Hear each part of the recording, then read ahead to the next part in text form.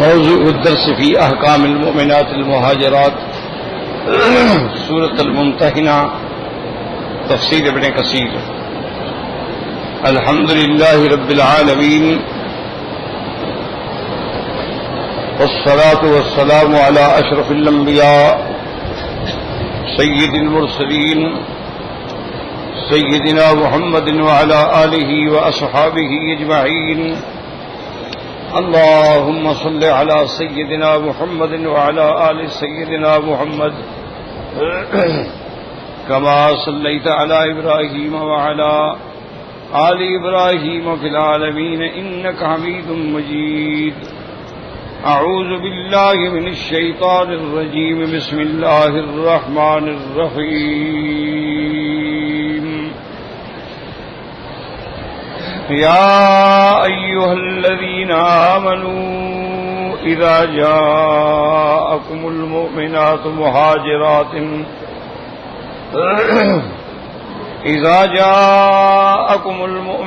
مهاجرات فامتحنوهن الله أعلم بإيمانهن، فإن علمتموهن مؤمنات فلا ترجعوهن إلى الكفار، لا هن حل لهم ولا هم يحلون لهن، وآتوهم ما أنفقوا، ولا جناح عليكم أن تنكحوهن إذا آتيتموهن أجورهن، ولا تمسكوا بإثم الكوافر واسألوا ما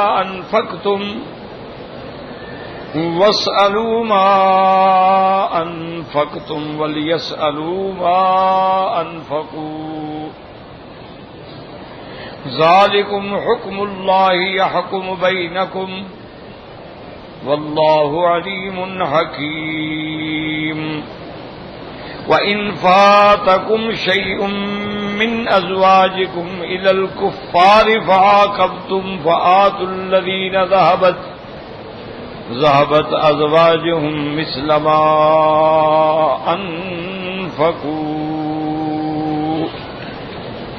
واتقوا الله الذي أنتم به مؤمنون۔ اللہ تبارک و تعالی نے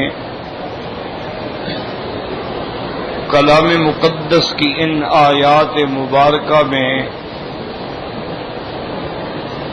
مسئلہ مہاجرات کے بارے میں ارشاد فرمایا ہے۔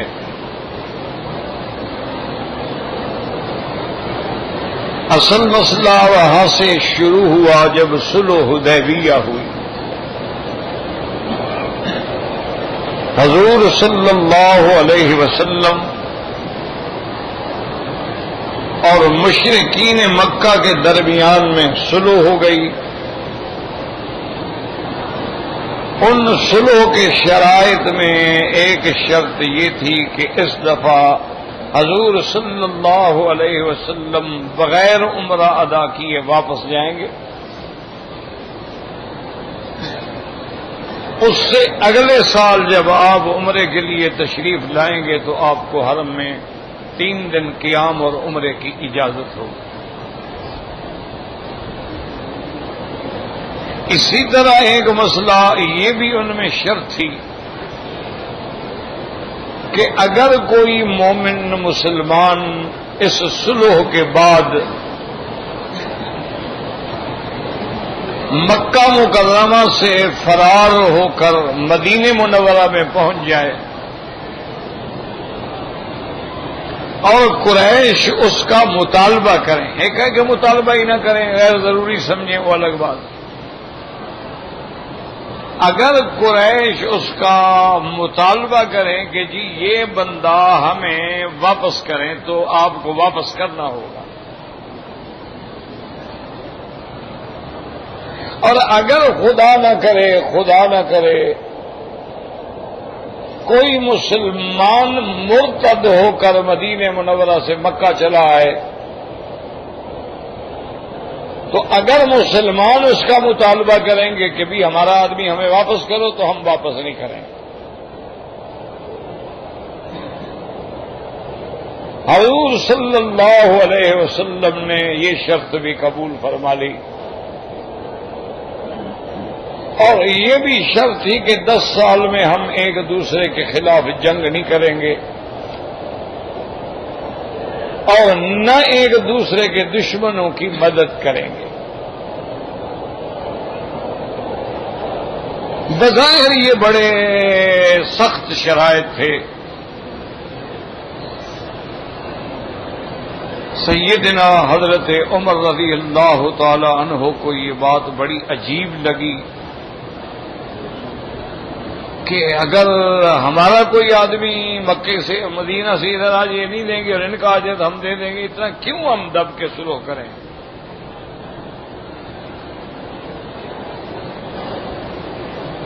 تو انہوں نے اپنا یعنی حضور صلی اللہ علیہ وسلم سے آ کے عرض بھی کیا کہ یا رسول اللہ السنا علی الحق وہم علی الباطل، کیا یہ بات درست نہیں کہ ہم حق پہ ہیں وہ باطل پہ؟ ہم نے فرمایا بالکل۔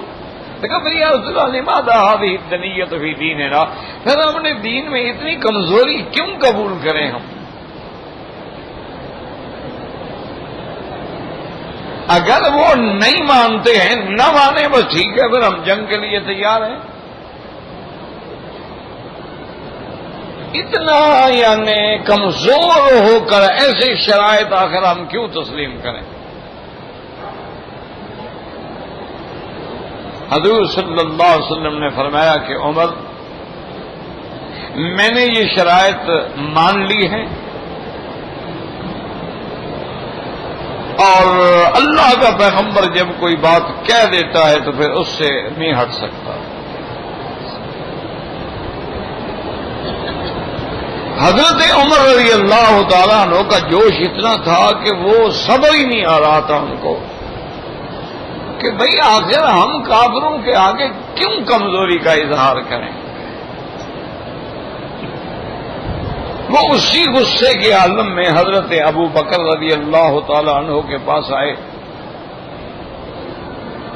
اور انہوں نے حضرت ابو بکر رضی اللہ تعالی عنہ سے بھی یہی بات آ کے کہی کہ یا ابا بکر یہ کیا بات ہے یار؟ حضرت ابو بکر رضی اللہ تعالی عنہ کا مقام اور علم جہاں تھا وہاں عمر نہیں پہنچا۔ حضرت صدیق نے ایک ہی لفظ میں سارے جواب دے دیے۔ انہوں نے کہا عمر انہ رسول اللہ صلی اللہ علیہ وسلم۔ انہوں نے کہا عمر کیا کہہ رہے ہو؟ حضور کو بادشاہ ہے، وہ اللہ کا رسول ہے۔ کیا مانا؟ جب اللہ کا رسول ہے تو یہ اللہ کے حکم کے بغیر نہیں ہو رہی سلو، اس کا مطلب ہے اللہ کا حکم یہی ہے۔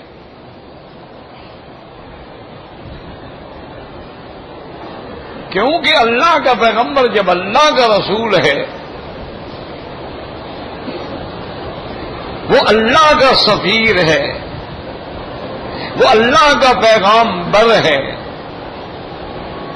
اور پھر اللہ کے حکم کے بغیر حضور کوئی فیصلہ نہیں فرماتے، کوئی بات نہیں فرماتے، تو اس کا مطلب ہے اللہ کا بھی یہی حکم ہے، اس میں کوئی حکمتیں ہیں جو ہم نہیں سمجھ رہے۔ حضرت عمر رضی اللہ عنہ یہ بات سن کے ٹھنڈے ہو گئے، بیٹھ گئے۔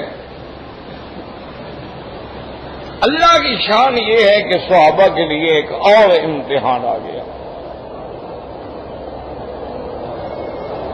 ابھی صلح کا معاہدہ لکھا نہیں گیا تھا، یعنی شرائط طے ہو گئے، ڈرافٹ بن گیا، اب اس کو لکھنا تھا۔ حضور صلی اللہ علیہ وسلم کے ایک صحابی تھے ابو جندل، اور رضی اللہ تعالی عنہ مشرکین کی قید میں تھے۔ ان کو اپنے باپ نے قید کیا ہوا تھا، کسی لوگوں نے نہیں قید کیا تھا۔ باپ اس کا بہت بڑا سردار تھا، وہی تو سلو کر رہا تھا، عمرو بن سہیل۔ تو باپ نے اس کو زنجیروں میں جکڑ کے رکھا ہوا تھا کہ یا اسلام چھوڑو یا پھر تمہیں اسی طرح زنجیروں میں قید کر کر کے میں تمہیں مار ڈالوں گا۔ جب اس کا باپ ادھر آیا، اس کو موقع مل گیا، وہ بھاگ آیا،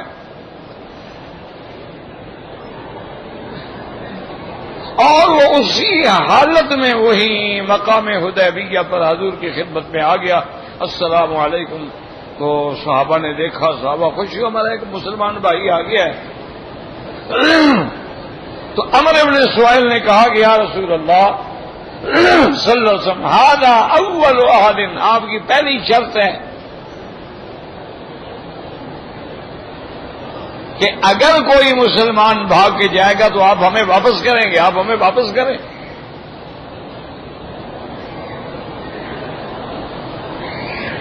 صحابہ جوش میں آ گئے۔ حضرت عمر رضی اللہ تعالی عنہ پھر جوش میں آ گئے کہ یا رسول اللہ، ابھی معاہدہ لکھا بھی نہیں گیا، دستخط بھی نہیں ہوئے، ایک زبانی بات ہوئی ہے، ڈرافٹ بنا ہے، ابھی صاف ہوگا، لکھا جائے گا، دستخط ہوں گے، پھر نافذ العمل ہوگا، یہ بندہ تو پہلے آ گیا ہے۔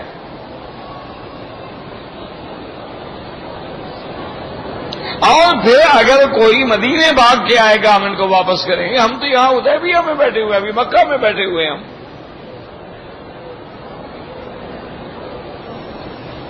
اللہ اکبر۔ حضور پاک نے فرمایا اپنے صحابہ سے، فرمایا کہ میں اللہ کا نبی ہوں،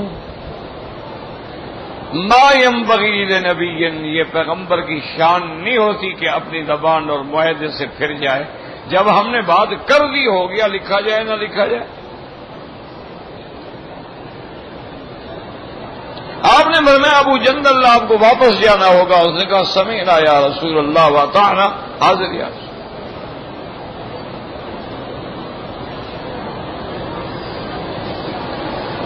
اس نے کہا حضور میری ایک چھوٹی سی درخواست، اور نے فرمایا بہت کیا کہتے ہو؟ اس نے کہا حضور کم از کم جتنی دیر یہ معاہدہ ہوگا، لکھا جائے گا، دستخط ہوں گے، فیصلہ ہوگا، اتنی دیر تو مجھے اجازت دے دی جائے کہ میں آپ کی زیارت کرتا رہوں۔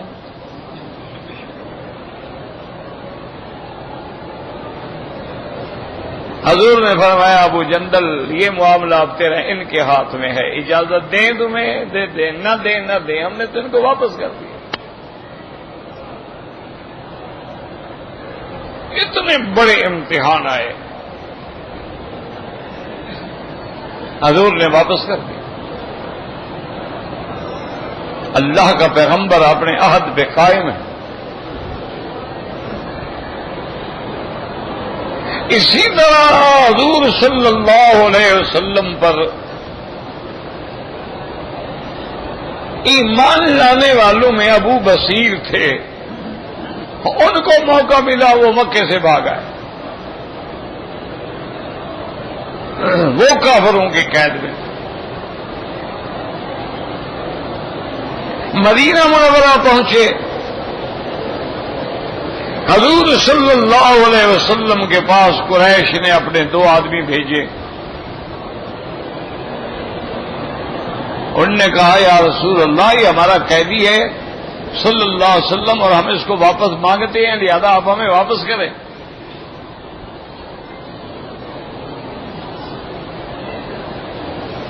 حضور صلی اللہ علیہ وسلم نے ابو بصیر کو بلایا اور فرمایا کہ بھئی تمہیں واپس جانا ہوگا، میں معاہدہ کر چکا ہوں، میرا عہد ہے، اللہ کا پیغمبر کبھی اپنے عہد سے نہیں پھر سکتے۔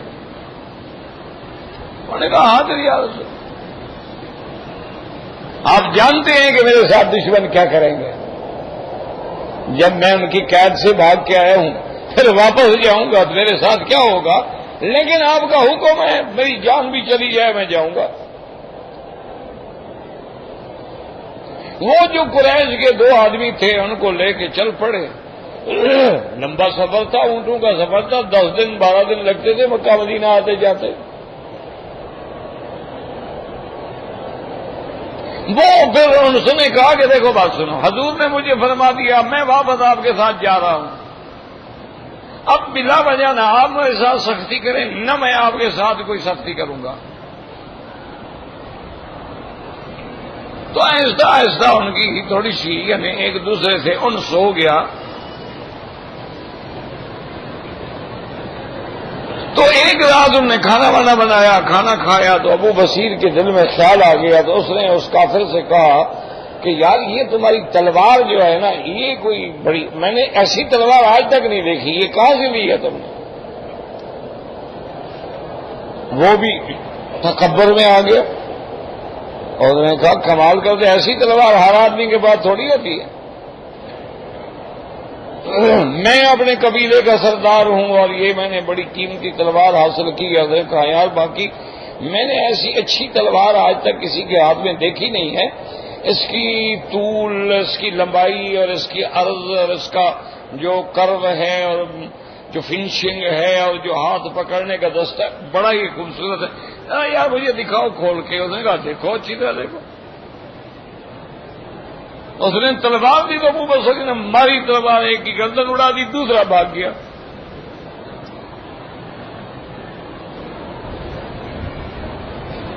وہ بھاگا تو سیدھا مدینہ منورہ میں آیا واپس. ابو بصیر بھی مدینہ منورہ میں آ گئے. اس نے کہا یا رسول اللہ اچھا کہہ دیا آپ نے ہمارے ساتھ کیا، ہمارے ایک ساتھی کو قتل کر دیا اس نے. میں جان بچا کے بھاگ کے آیا ہوں، وہ میرے پیچھے ابھی بھاگ کے آ رہا ہے، مجھے بھی نہیں چھوڑے گا.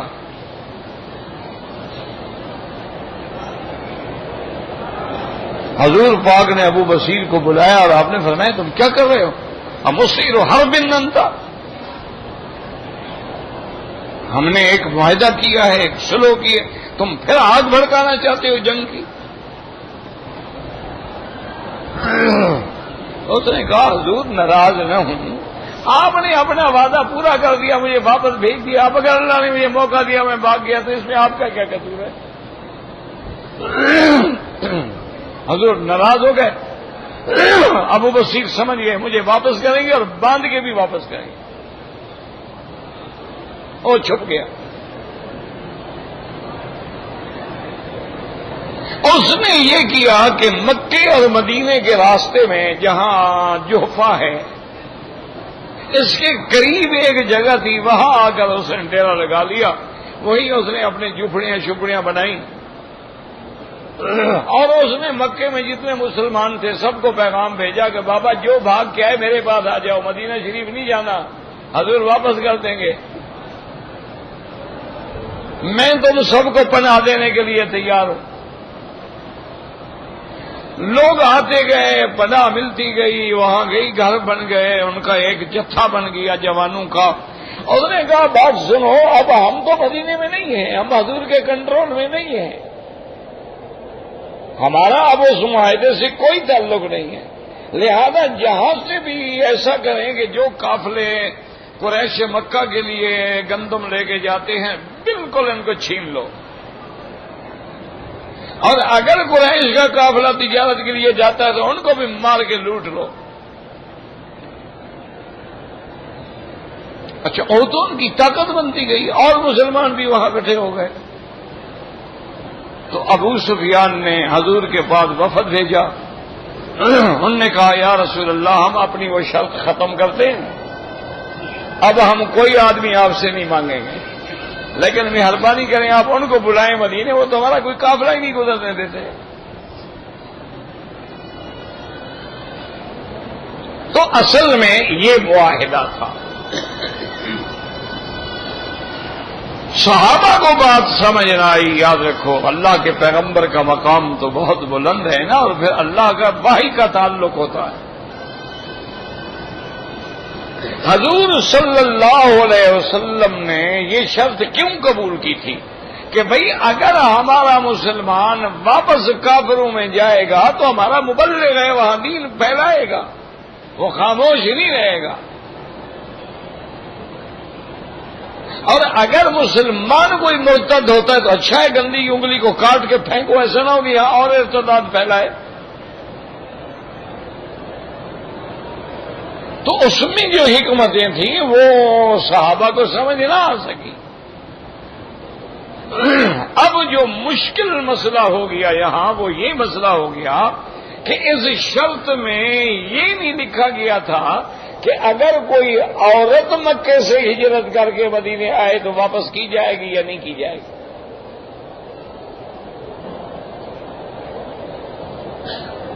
یہ ایک مشکل مسئلہ تھا. تو اس کے لیے اب مسئلہ یہ پیدا ہوا کہ ام کلثوم جو ہے بنت عقبۃ بن ابی معیط، یہ عقبۃ بن ابی معیط جو ہے یہ سب سے بڑا دشمن ہے میرے مدنی محمد مصطفیٰ کا صلی اللہ علیہ وسلم. یہی وہ گستاخ ہے جس نے حضور کی گردن مبارک میں کپڑا ڈال کے کھینچا، حضور کی آنکھیں مبارک ابلنے لگی.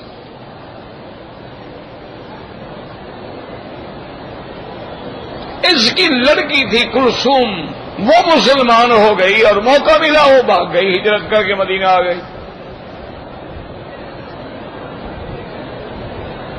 اسی طریقے سے ایک عورت تھی سبیہ، اس کو بھی موقع ملا تو وہ بھی مکہ چھوڑ کے حضور کے پاس پہنچ گئی. اب ان کے لیے مسئلہ تھا کہ ان کے بارے میں ہم کیا فیصلہ کریں، کیونکہ معاہدے میں تو عورتوں کا ذکر ہے ہی نہیں. ایک بات ہے کہ جو ہمارا آپ کا مسلمان یہاں سے بھاگ کے جائے گا واپس کریں گے، ایک جنرل بات ہے، اس میں مرد عورت کی کوئی تفریق ہے نہیں.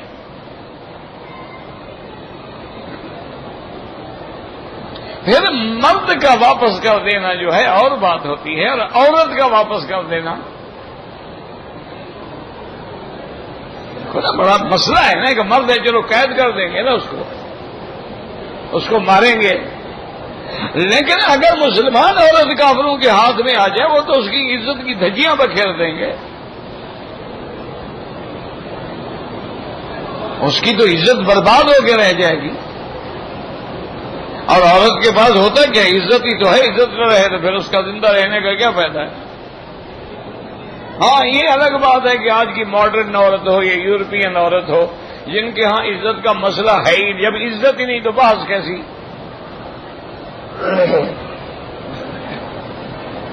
یہ سارے مفہوم تو ان لوگوں کے لیے ہے نا جن کے ہاں عورت کی عزت ہوتی ہے کہ اس پر کسی کی نظر بھی نہ پڑے.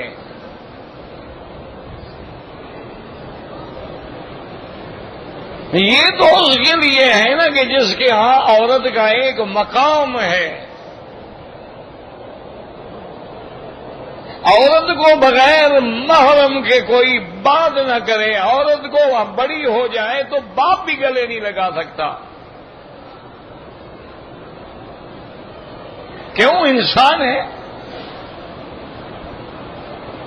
شیطان ہے، جذبات بھڑک جائیں. کتنے بات تو اسلام میں تو عورت کی عزت کا ایک مقام ہے. ان کے ہاں تو کیا ہے جی، یہ تو یورپ میں تو عورت ایسی ہے جیسے چائے کی پیالی وہ کہتے ہیں جی کیا فرق پڑتا ہے، ایک پیالی میں آپ نے بھی پی لیا پھر اس نے پی لیا، دھو کے رکھ دیا پھر آپ نے پی لیا. وہ کہتے ہیں تو اللہ پاک نے بنائی اسی لیے ہیں، تو چلتی پھرتی مشینیں ہیں، جتنا ان سے فائدہ اٹھایا جا سکتا ہے اٹھا لو. ان کے ہاں تو یہ بے حیائی کی مشینیں ہیں نا. ان کے ہاں تو یہ عورت کیا ہے ہوگا، اسی لیے تو اللہ نے اس کو بنایا ہے. اس کے بال اچھے ہیں پتہ کہ بالوں سے فائدہ اٹھائے، چہرہ اچھا ہے تو چہرے سے فائدہ اٹھائے، اور اس کو آزادی ہے جتنا چاہے فرینڈ رکھے، جتنا چاہے بدل دے، جس کے چاچ چاہے کھڑی ہو کے ڈانس کرے، جس کے چاچ چاہے نہ کرے. ان کے ہاں تو عورت کا کوئی مقام ہے ہی نہیں نا. ان کے ہاں تو عورت اتنی ذلیل ہو چکی ہے، آپ تصور نہیں کر سکتے ہیں کہ ایک سال میں 5 لڑکیاں جو ہیں کنواری لڑکیاں 9 سال سے 12 سال کی عمر کی حاملہ ہوتی ہیں، بچے جنتی ہیں.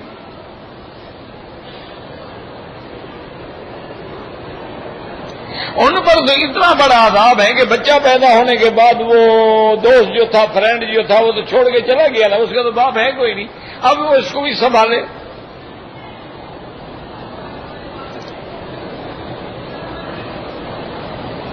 اسلام میں تو عورت کا ایک بہت بڑا مقام ہے.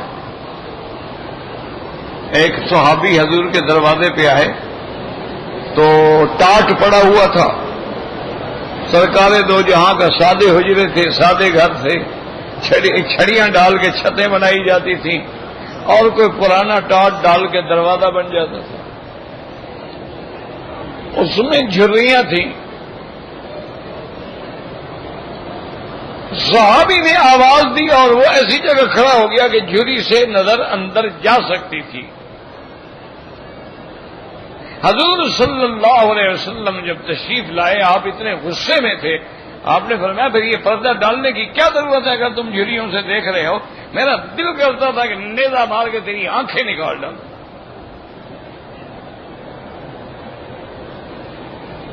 تم غیر کے گھر میں جھانک رہے ہو. اسی لیے حکم ہے کہ اگر تم کسی کے دروازے پہ جاتے ہو اور ناک کرتے ہو تو دروازے کے سامنے کھڑے ہونے کو اسلام منع کرتا ہے کہ اچانک دروازہ کھلے, سامنے عورت کھڑی ہے, تم نے دیکھ لیا, پھر دروازے کی ضرورت کیا ہے؟ اس لیے حکم ہے کہ آپ یمین میں یا شمال ایک سائیڈ میں کھڑے ہوں اور اندر کی طرف رخ بھی نہ کریں.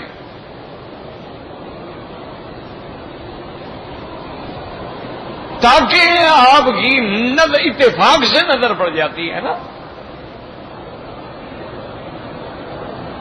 اسی لیے حکم ہے کہ خامد اپنے گھر میں داخل ہونے سے پہلے اچانک داخل نہ ہو.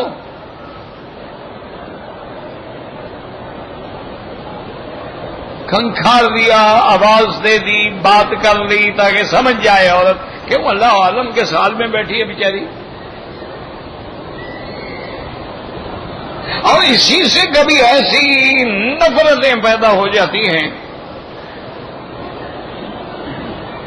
حالانکہ بیوی ہے اس کی, لیکن کبھی اس کو بیوی کو ایسی حالت میں دیکھا, اس نے کپڑوں کے بغیر ایسی کیفیت میں دیکھا کہ دل میں ایک نفرت پیدا ہو گئی.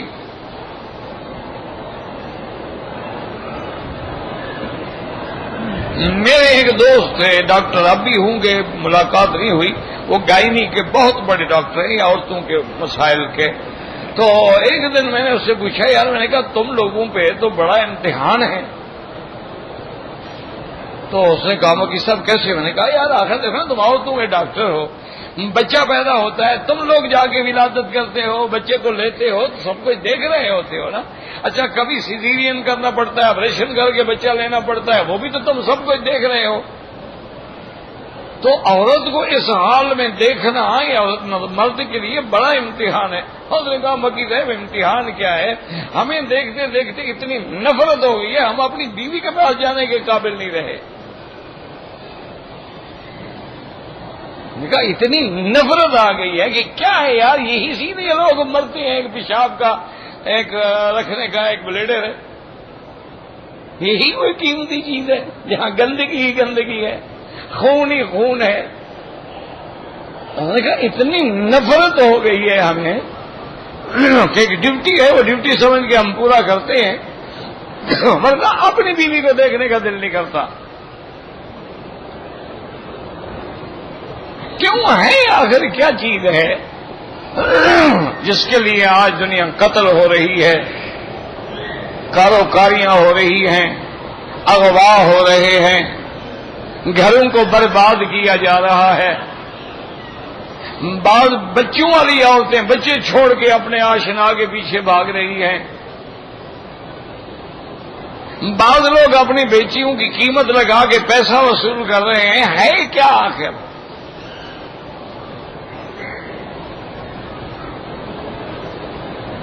حضرت کشمیری رحمت اللہ علیہ جو بڑے عظیم محدث گزرے ہیں,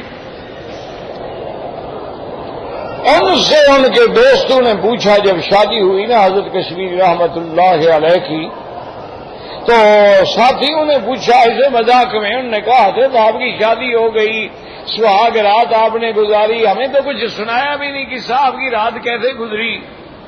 تو حضرت کی آنکھیں سرخ ہو گئیں. فرمایا واللہ خدا کی قسم ہے کہ اگر نکاح میرے نانے کی سنت نہ ہوتا میں کبھی شادی نہ کرتا, لیکن چونکہ میرے آقا کی سنت ہے اور سنت پہ عمل کرنا مسلمان کے لیے لازم ہے، ورنہ انہوں نے کہا یار یہی مقام ہے کہ ایک عالم کا کہ پیشاب کے برتن پہ بیٹھا ہو، یہی مقام ہے، بس اللہ کا حکم ہے پورا کر رہے ہیں۔ اسی لیے بی بی عائشہ فرماتی ہے نا کہ واللہ ما رأى منی، کہتی ہے خدا کی قسم حضور نے میرے بدن پہ کبھی نظر ہی نہیں ڈالی۔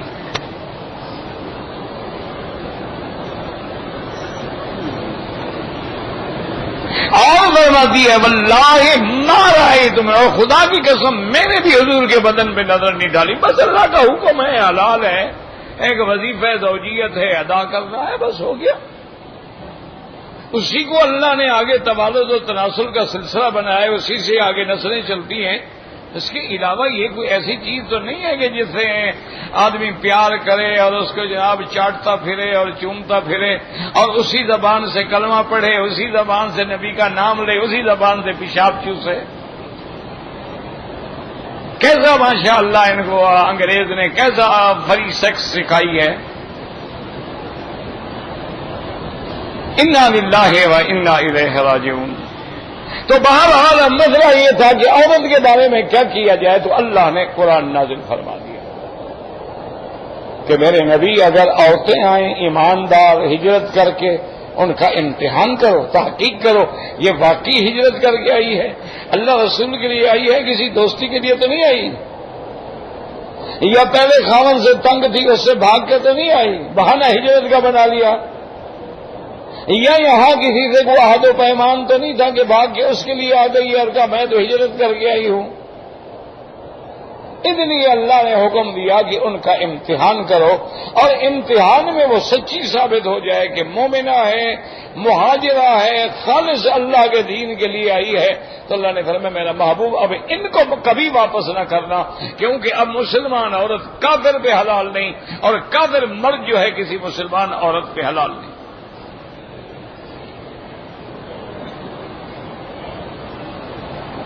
تو اسی لیے یہ احکام نازل ہو گئے، اور ساتھ اللہ نے یہ بھی فرما دیا کہ میں تو جانتا ہوں، مجھے تو پتا ہے، میں تمہیں سکھلا رہا ہوں کہ تم لوگ کیسے فیصلہ کرو گے۔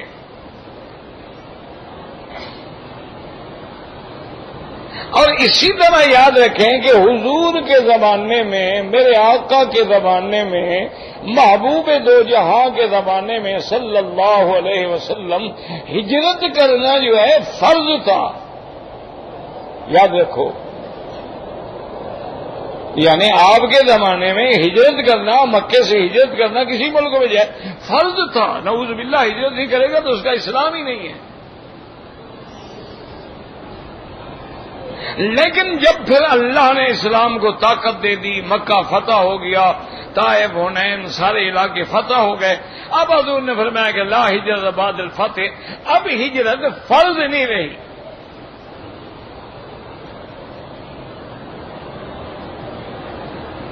اور اسی طرح مسئلہ سمجھیں کہ آج اگر آپ کسی ایسے دارالکفر میں رہتے ہیں کہ جہاں آپ کو نماز پڑھنے کی بھی آزادی نہیں، عید کی بھی آزادی نہیں، جمعہ کی بھی آزادی نہیں، حلال کھانے کی بھی آزادی نہیں، دارالحرب ہے، دارالکفر ہے، اب بھی وہاں سے ہجرت کریں، فوراً چھوڑ کے دارالاسلام میں جائیں، وہاں رہنا حرام ہے۔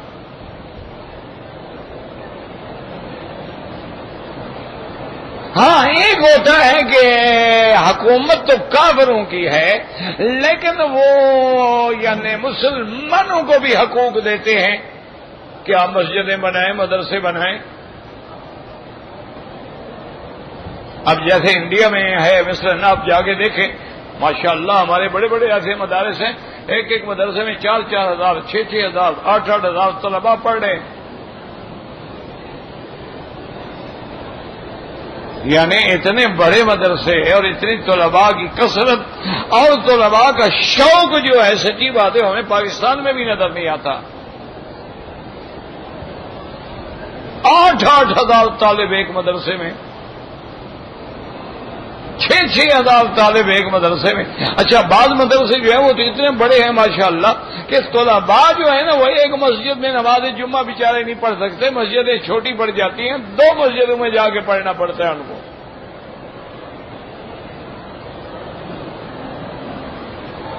اچھا باقاعدہ عیدین کی نماز ہوتی ہے، باقاعدہ جمعہ ہوتا ہے، باقاعدہ ماشاءاللہ عظیم الشان مسجدیں بنائی ہیں مسلمانوں نے، دیکھ کے آدمی کا عقل دنگ رہ جاتا ہے،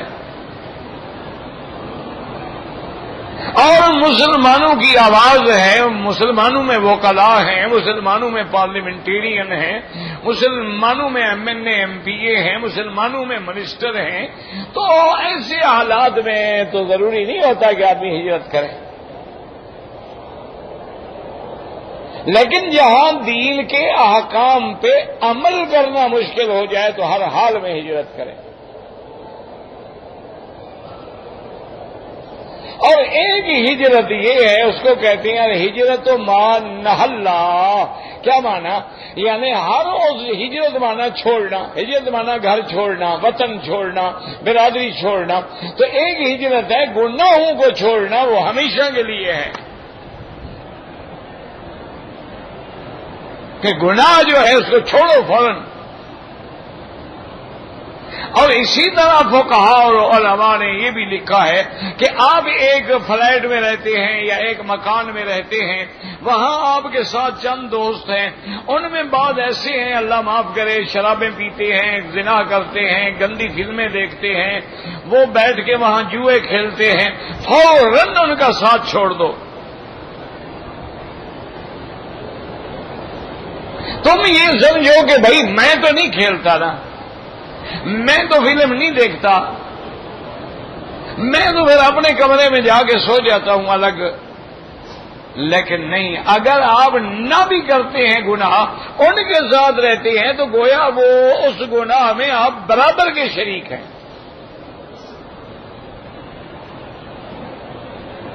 وہاں یہ حکم ہے کہ ان کو روکو، نہیں روک سکتے ہو زبان سے روکو، زبان سے بھی نہیں روک سکتے ہو دل میں نفرت کرو، کیا مانا الگ ہو جاؤ۔ بنو اسرائیل کی زمانے میں ایک بستی پر اللہ کا عذاب آیا،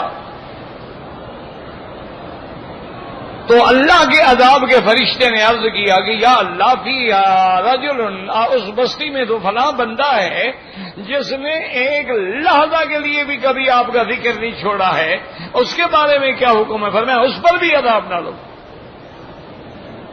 یا اللہ آپ کا عابد ہے، زاہد ہے، ذاکر ہے، صوفی بنا پھر، اللہ نے فرمایا لاکھ صوفی بنا پھرے، برائی کو دیکھ کے اس کی پیشانی پہ کبھی بل بھی نہیں پڑا، ان کو روکا بھی نہیں، ان کو برا بھی نہیں کہا، اس کو بھی عذاب میں ڈالو۔ تو اس لیے ہمیں حکم ہے کہ اب بھی اگر کسی جگہ گناہ کا اڈا ہے چھوڑ دو، ساتھی برے ہیں چھوڑ دو، تمہیں کوئی گناہ کی مصیبت پڑ گئی ہے گلے میں چھوڑ دو، اگر دارالکفر میں ہو جہاں احکام شریعت کا ادا کرنا مشکل ہے تو چھوڑ دو۔ اور یہ بھی مسئلہ ہے کہ جب فرق دارین آ جائے گا، ایک دار کفر ایک دار اسلام، تو دار اسلام سے دار کفر سے مسلمان عورت ادھر آ گئی، نکاح خود بخود ختم ہو گیا، اس سے طلاق شلاق لینے کی ضرورت نہیں ہوتی، وہ کافر ہے مسلمان ہے، نکاح ٹوٹ گیا، اس کے لیے حلال ہی نہیں۔ لیکن اسلام کا عدل دیکھو، اسلام نے کیا حکم دیا؟ میرے نبی اپنے صحابہ سے کہہ دو کہ اگر وہاں سے عورت آ گئی، نکاح تو اس کا ختم ہو گیا، لیکن اس کے خاوند نے تو اس میں خرچ کیا تھا نا، اگر کوئی نکاح کرنا چاہے صرف اس کے خاوند کو بھی اس خرچہ ادا کرے، چاہے وہ کافر ہے لیکن اس کا خرچ ہوا تھا، اس سے تو عورت ادھر آ گئی، تو جو اس نے خرچ کیا تھا اس کو دے دو، اور تم اب شادی کرنا چاہتے ہو تو اس کو اور حق المہر دے کے شادی کرو۔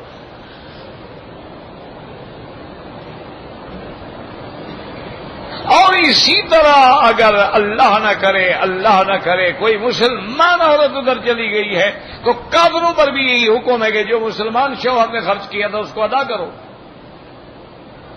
لیکن کافروں نے تو کیا ادا کرنا تھا، مسلمانوں نے اللہ کے حکم کے مطابق باقاعدہ حق ادا کیا۔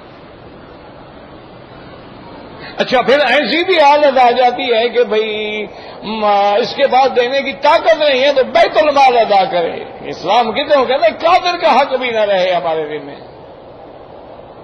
کافر ہے اپنی سزا بھگتے گا، لیکن اگر اس کا قرضہ ہے ہم اس لیے کھا جائیں کہ کافر ہے، اگر اس نے ہمیں پیسے دیے اس لیے کھا جائیں کہ کافر نہیں، اسلام کہتے ہیں اس کا حق اس کو دو۔ اچھا اب تم اسی عورت سے شادی کرنا چاہتے ہو تو یہ سمجھو کہ یار میں نے اس کی پہلے خامند کو بھی تو حق دیا ہے، اب مزید نہ آتا ہے تم اجور ہو نہ تم اس کو اور حق المہر دو گے۔ اور حق المہر جو ہے یاد رکھو یہ عورت کا حق ہوتا ہے۔ بعض فقہا نے تو اتنی سخت لکھا ہے کہ جب تک آدمی حق المہر ادا نہ کرے اس کو بیوی سے ملنے کی اجازت بھی نہیں ہے، لیکن بعض فقہا اجازت دیتے ہیں۔ تو بہرحال جن لوگوں نے نہیں دیا ہے فوراً حق المہر ادا کریں، ایسا نہ ہو کہ بیوی کی حق المہر کی وجہ سے جہنم میں پڑے ہوں، یہ تو حقوق العباد ہے۔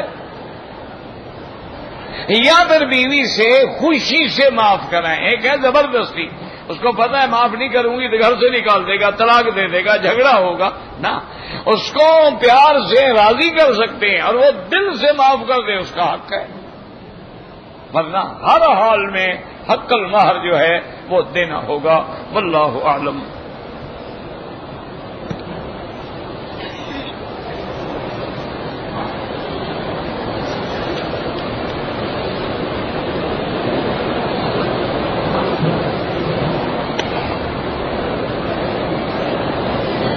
کہتے جی کہ بعض حاجی صاحبان کے لیے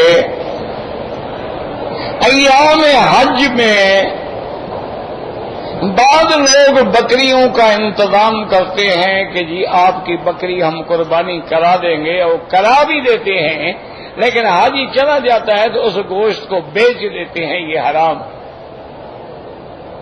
قطعاً حرام۔ ہر مسلمان کا یہ فرض ہے، اسی لیے حکم ہے کہ اپنے ہاتھ سے ذبح کرو۔ اگر اپنے ہاتھ سے نہیں کر سکتے ہو تو اس کے ساتھ شرط کرو بھی ہم 10 آدمی ہیں، تمہیں 10 بکریوں کے پیسے دے رہے ہیں، میں 10 کا وکیل بن کے آؤں گا، تم میرے سامنے 10 بکریاں ذبح کرو گے، اور پھر اپنے کھڑے کھڑے وہیں گوشت 4 ٹکڑے کر کے غریب کھڑے ہوتے ہیں اسی وقت تقسیم کروا دیں، تاکہ اس کو بیچنے کا موقع ہی نہ ملے، ورنہ اللہ نہ کرے ہمارے لوگ جو ہے نا ماشاءاللہ سارا سال اسی قربانی کے گوشت میں ہوٹل چلاتے ہیں، آپ سے پیسے لیتے ہیں، بال وہی ہوتا ہے، 10 ریال 20 ریال میں بکرا خرید کے لے آئے، اور بڑے بڑے فریزر رکھے ہوتے ہیں، کولڈ سٹور اپنے بنائے ہوئے ہیں، اس میں ڈال دیتے ہیں، سارا سال پکاتے رہتے ہیں، ماشاءاللہ فی حاجی 20 ریال پلیٹ لے رہے ہیں۔ انا للہ و انا الیہ راجعون۔ پتہ ہے امام ابو حنیفہ رحمۃ اللہ علیہ کو ایک آدمی نے کہا کہ جی میری بکریاں گم ہو گئی ہیں، دعا کریں، تو آپ نے دعا کی اور اس کے بعد اپنے خادم سے کہا کہ ایک بکری کا پتہ کرو اوسطاً کتنا عمر ہوتی ہے، انہوں نے کہا جی وہ تو 3 سال ہوتی ہے، اور میں بابا اس علاقے سے 3 سال میں کسی کسائی سے گوشت نہ لینا، پتہ نہیں وہی چوری والی بکریاں ذبح ہو کے بک رہی ہوں، تو ہم تو پھر وہ حرام کا مال خرید کر کے کھائیں، لہذا یا تو اپنا بکرا لیا کرو، خود ذبح کیا کرو، یہاں سے نہیں خریدنا گوشت، پتہ نہیں وہ چوری والی بکری ہو۔ یہ تقویٰ تھا، یہی وجہ ہے میرے عزیز، میرے بزرگ ناراض نہ ہوا کریں، یہی وجہ ہے کہ ہم حج پڑھ کے بھی نہیں بدلتے، عمرہ کر کے بھی نہیں بدلتے، جیسے آئے ہیں اسی طرح واپس جاتے ہیں، داڑھی مڈاتا تھا اب بھی مڈاتا ہے، جھوٹ بولتا تھا اب بھی بولتا ہے، رشوت کھاتا تھا اب بھی کھاتا ہے، تو پھر عمرے حج کا فائدہ کیا ہوا؟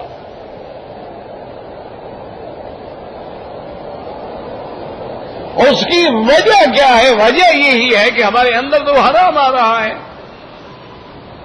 ہم نے تو ماشاءاللہ احرام باندھ کے 2 رکعت پڑھ کے لبیک اللہم لبیک پڑھا، جہاز میں بیٹھے اور سب سے پہلے غیر محرم ایئر ہوسٹس کے پاک ہاتھوں سے ماشاءاللہ حاجی صاحب نے کھانا تناول فرمایا۔ حج تو اللہ کی رحمت سے وہی کیا احرام۔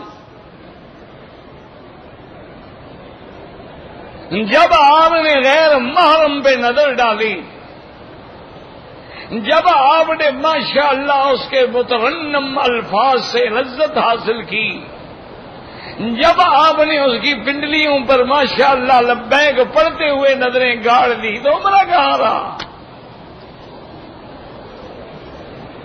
پھر آپ نے ماشاءاللہ پرفیوم ٹشو سے ہاتھ صاف کیے، پھر حمام میں جا کے ہاتھ دھو کے آفٹر شیو لوشن سے ہاتھ صاف کیے۔ رام شیر ہم کیا عمرہ، کس بات کا عمرہ؟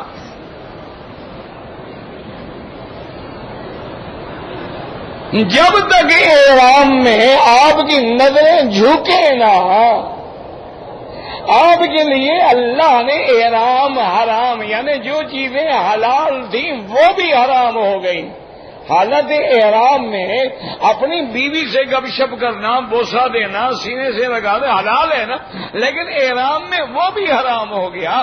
جب اپنی بیوی سے بھی بات کرنی حرام ہو گئی تو غیر محرم ایئر ہوسٹس کے ہاتھوں سے کھانے کہاں سے حلال ہو گئے؟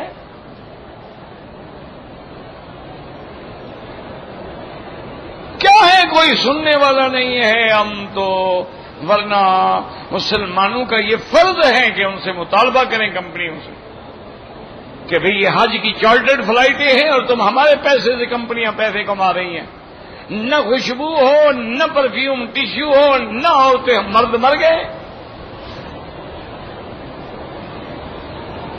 تاکہ ہم بندے ہیں، انسان ہیں، لاکھ بچنا چاہیں پھر بھی نظر جا پڑے گی۔ تو کیوں ہمارے حج اور عمرے خراب کرتے ہو؟ مطالبہ کریں، انشاءاللہ اس کا اثر ہوگا۔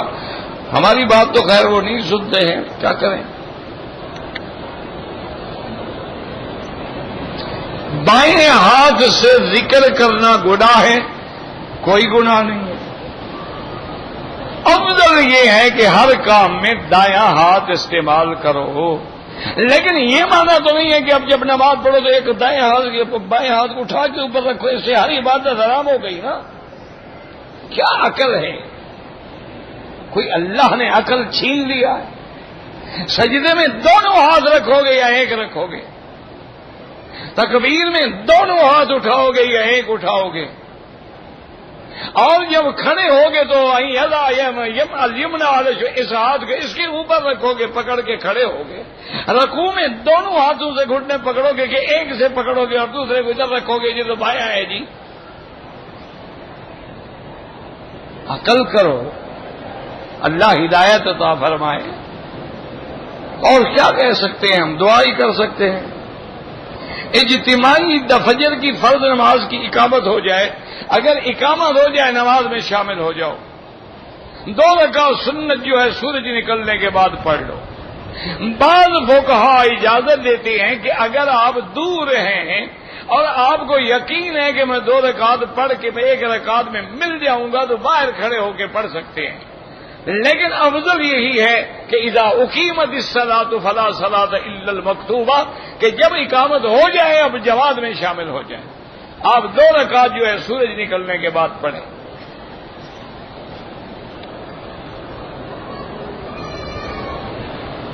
شعبان میں عمرہ کرنے سے کوئی حج واجب نہیں ہوتا۔ سفید احرام افضل ہے، ویسے کسی رنگ کا باندھ لو۔ والدہ کی طرف سے دم ہو گئی ہے تو روزے اس کا بیٹا رکھ لے، نہیں، جب اللہ اس کو توفیق دے گا ادا کر دے گی، جب اللہ بیٹے کو توفیق دے دے ادا کر دے، فوری کوئی ضرورت نہیں۔ اگر دوران طواف کسی کو ویل چیئر لگا اور خون آیا، چھوڑ دے طواف، جا کے پٹی باندھے، وضو کرے، پھر طواف پورا کرے۔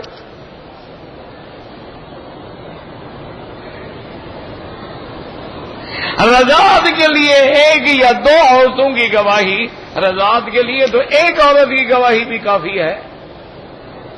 اگر عورت کہتی ہے کہ میں نے اس بچے کو دودھ پلایا، کافی ہے بس۔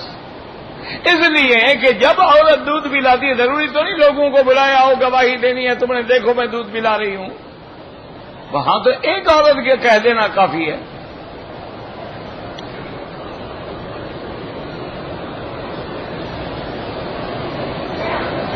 رضائی بہن بھائی کا نکاح حرام ہے، اگر ہوا ہے فوراً الگ ہو جائیں۔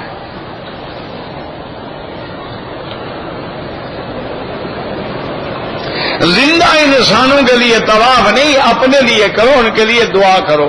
زمزم بیٹھ کے پیو 3 سانس لے کے، اگر کھڑے ہو کے پیا جائے تو گناہ نہیں ہوگا۔ حجر اسود پہ جب پہلی دفعہ شروع کریں گے تو بسم اللہ اللہ اکبر وللہ الحمد، بعد میں صرف اللہ اکبر وللہ الحمد۔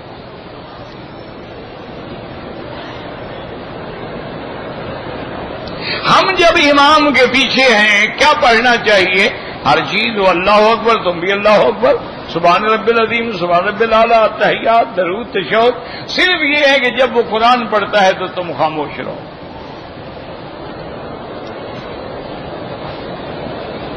صفا مروہ دوڑتے ہوئے مجھے کچھ ریال پڑے تھے تو غریبوں کو دے دو، بس تقسیم کر دو، اب مالک کا تو پتہ نہیں کون ہوگا۔ مکے میں رہتے ہوئے طواف کرنے کا ثواب زیادہ ہے، یعنی اگر عمرے میں آپ 3 گھنٹے لگاتے ہیں، وہ 3 گھنٹے آپ طواف کرتے رہیں تو طواف افضل ہے۔ بہرحال مسئلہ میرا یہ ہے کہ زیادہ سے زیادہ طواف کرو، اور باقی جب موقع ملے مدینہ منورہ سے، جیرانہ سے، مسجد عائشہ سے سب عبادات کر لو، پتہ نہیں زندگی ہوگی تو نصیب ہوگا نا۔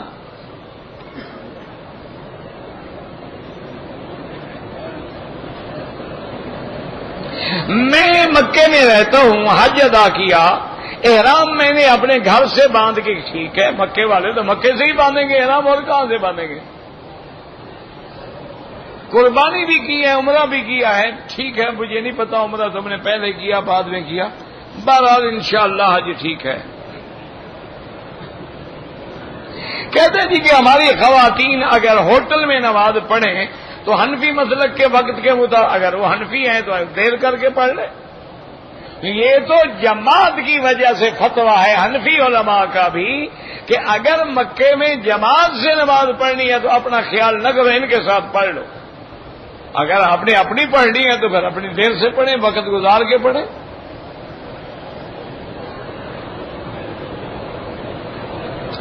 موبائل فون کے ذریعے مدینہ منورہ جا کر کسی کا سلام پہنچایا جا سکتا ہے، بے ادبی ہے، گستاخی ہے۔ اس کا آپ ایسا تجربہ کریں نا کہ کبھی کسی گورنر یا وزیر اعظم کو ٹیلی فون پکڑو، کہو جی اس کا سلام ذرا لے لو، پتہ لگ جائے گا تمہارا کیا کرتے ہیں۔ ٹیلی فون والا ہاتھ بھی نہیں ملے گا کہ کہاں ہے۔ تم اتنی گستاخی کہ وہاں کھڑا ہے موبائل لے کے کہ جی وہ سلام وہاں سے کہہ رہا ہے، جب اللہ نے فرما دیا، حضور نے فرما دیا کہ دور سے پڑھو گے اللہ مجھے پہنچاتے ہیں، بات ختم ہو گئی۔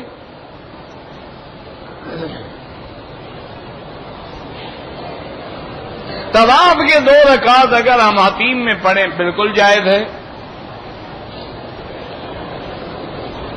حجر اسود میں رش ہے تو لوگوں کو دھکے نہ دیں، دور سے اللہ اکبر کہہ دیں۔ کہتے ہیں جی کہ حرم شریف میں دعائے ختم قرآن جو ہے وہ عربی زبان میں ہوتی ہے، ہم اپنی زبان میں نہیں، وہ عربی میں ہوتی ہے، آپ آمین کہتے رہیں۔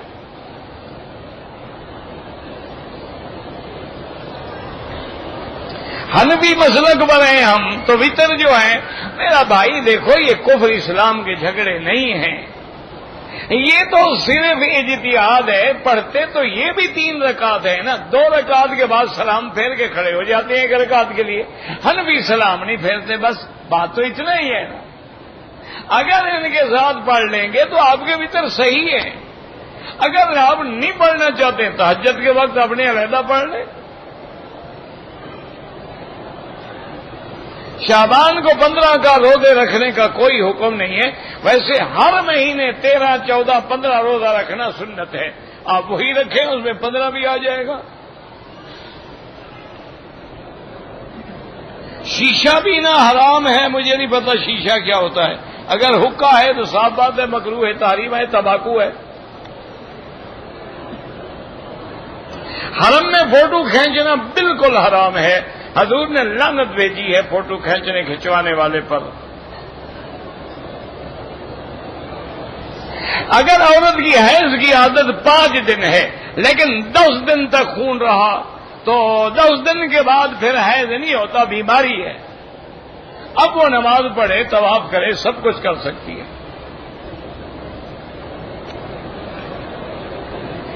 مدینہ منورہ میں اگر 40 نمازیں پڑھنے کا موقع ملے بہت بڑی فضیلت ہے، اللہ اس کو جہنم اور منافقت سے بری کر دیتے ہیں، اور اگر نہ پڑھ سکو کوئی بات نہیں، صفا مروہ کے دوران بھی کندھا ننگا رکھنا ہے، بالکل نہیں رکھنا ہے، صرف طواف میں۔ ایک آدمی گنجا ہے، عمرہ کرنا چاہتا ہے، پھر بھی اس طرح پھروائے گا چاہے بال نہ بھی ہو۔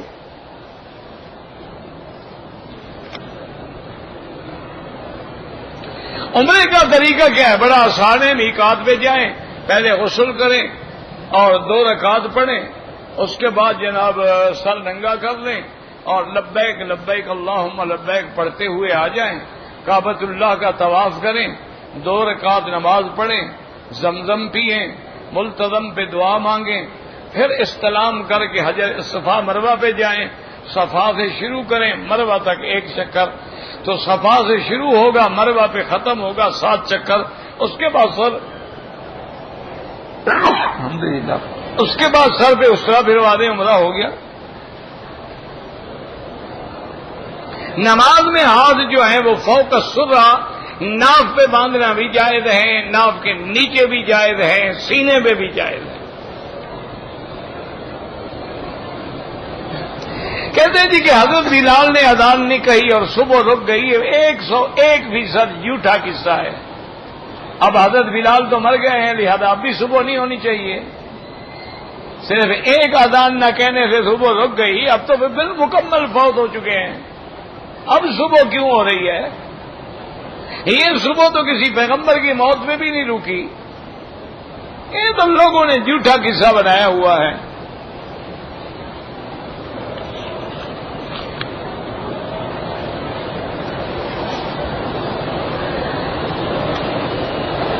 میں نے احرام کی حالت میں بغیر خیال کے اتفاق سے چادر سر پہ ڈال دی، کچھ بھی نہیں ہوتا۔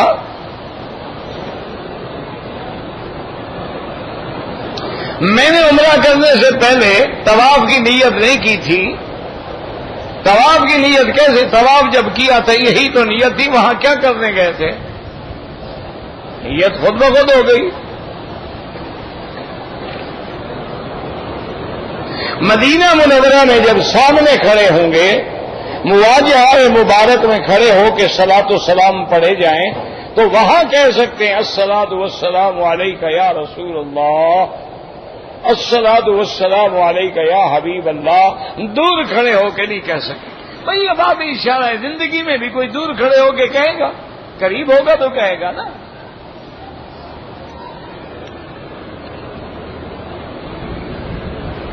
میرے 3 بچے قرآن حفظ کر رہے ہیں، اللہ ہر اس بچے کو جو قرآن پڑھ رہے ہیں، حفظ کر رہے ہیں، ان کو قرآن نصیب فرمائیں، ان کا علم نصیب فرمائیں، اور آپ اپنے علاقے میں کسی مدرسے کا پتہ کر لیں جو دینی مدرسہ ہو اور جس کی یعنی رپورٹ اچھی ہو، اس میں اپنے بچوں کو پڑھائیں۔ اب میں تو نہیں جانتا آپ کہاں رہتے ہیں، وہاں کون کون سے مدرسے ہیں، لیکن الحمدللہ اللہ کا شکر ہے، بنگلہ دیش ہے، پاکستان ہے، ہندوستان ہے، یعنی کوئی بھی ایسا ملک نہیں جہاں ہر گاؤں میں مدرسے ہیں، ہر بستی میں مدرسے ہیں، ہر یونین کونسل میں مدرسے ہیں، ہر تحصیل میں مدرسے ہیں۔ اللہ کی رحمت ہے، تو وہاں آپ اپنے بچوں کو پڑھائیں انشاءاللہ۔ ربنا تقبل منا انك انت السميع العليم وتب علينا انك انت التواب الرحيم۔ ربنا ظلمنا انفسنا ان لم تغفر لنا وترحمنا لنكونن من الخاسرين۔ ربنا آتنا في الدنيا حسنة وفي الآخرة حسنة فقنا عذاب النار۔ اللهم اعز الاسلام والمسلمين، اللهم انصر الاسلام والمسلمين، اللهم احفظ سائر بلاد المسلمين وهذا البلد الامين فاجعله امنا مطمئنا سخاء رخاء الى يوم الدين۔ یا اللہ بیماروں کو شفا عطا فرما، بے حیاؤں کو حیا عطا فرما، بے اولادوں کو اولاد عطا فرما، قرض داروں کے قرض ادا فرما۔ یا اللہ ہمیں مانگنا نہیں آتا، بغیر مانگے عطا فرما۔ یا اللہ ہمیں بغیر مانگے عطا فرما۔ یا اللہ تو ساری مخلوق میں رحمت فرما دے، تیری رحمت میں کوئی کمی نہیں آئے گی۔ الرحم فرمایا ارحم الراحمین، الرحمت کا معاملہ فرما دے۔ اللہم ارحمنا فوق الارض، اللہم ارحمنا تحت الارض، اللہم ارحمنا عند الارض، اللہم اجعل لنا وللمسلمین من کل ہم فرجا ومن کل ضیق مخرجا ومن کل بلاء عافیہ۔ یا اللہ مسلمان جس ملک میں ہیں، عرب میں ہیں، فلسطین میں ہیں، کشمیر میں ہیں، ہند میں ہیں، بنگلہ دیش میں ہیں، پاکستان میں ہیں، جس مکان میں ہیں ان کی جان مال آبرو عزت کی حفاظت فرما۔ یا اللہ مسلمانوں کی حفاظت فرما۔ یا اللہ عالم اسلام کی عزت کا فیصلہ فرما۔ یا اللہ کفر کی ذلت کا فیصلہ فرما۔ ربنا تقبل منا انك انت السميع العليم وتب علينا انك انت التواب الرحيم۔ صلی اللہ تعالی علی خیر خلقہ سیدنا محمد وعلى آلہ وصحبہ اجمعین۔ اللهم صل على سيدنا محمد وعلى آل سيدنا محمد وبارك وسلم۔